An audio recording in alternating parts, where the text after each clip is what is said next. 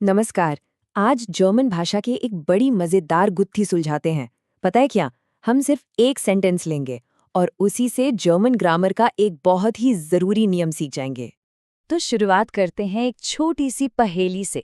जरा सोचिए, अगर किसी को जर्मन में कहना हो मैं ट्रेन से जोधपुर गया, तो वो इसे कैसे कहेंगे? चलिए मिलकर पता लगाते हैं। तो इस पहेली का जवाब क्या है, चलिए देखते हैं।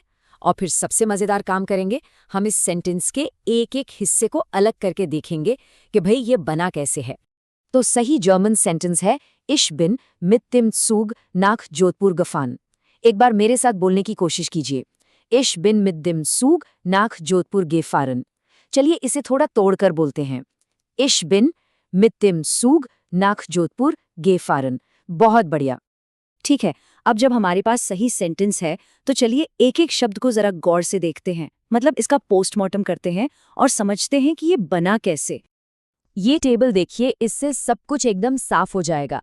सबसे पहले है इश, जिसका मतलब है मैं, आसान है। फिर आता है बिन, ये एक हेल्पर वर्ब है, इस पर हम थोड़ी देर में वापस आएंगे। आगे है मिट डेम सूग, मतलब सफर कैसे किया, ट्रेन से। नाख योधपुर, हमारी मंजिल हो गई। और सबसे आखिर में देखिए गिफारन, जो हमारा मेन वर्ब है, मतलब गया।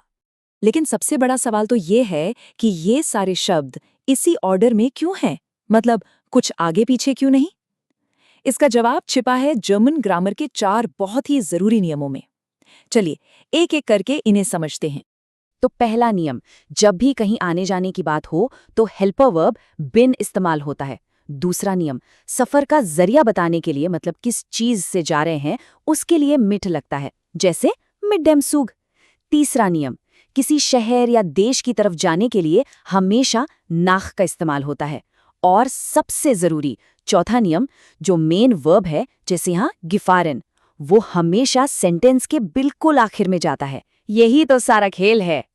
अच्छा, यहाँ एक और मजेदार बात है, सही वर्ब का चुनाव। ये इस बात पर डिपेंड करता है कि सफर कैसे हो रहा है। अगर कोई पैदल चल रहा है तो वर्ब होगा गेहन, लेकिन जैसे ही कोई गाड़ी, ट्रेन या बस में बैठता है तो वर्ब बदलकर फारेन हो जाता है ना कमाल की बात? छोटा सा फर्क है पर बहुत जरूरी है। तो अब हमने जर्मन के नियम तो देख लिए। चलिए अब इसकी तुलना जरा हिंदी से करते हैं। यहीं पर सारी बात एकदम शीशे की तरह साफ हो जाएगी। देखिए हिंदी में हम क्या कहते हैं, मैं ट्रेन से जोधपुर गया।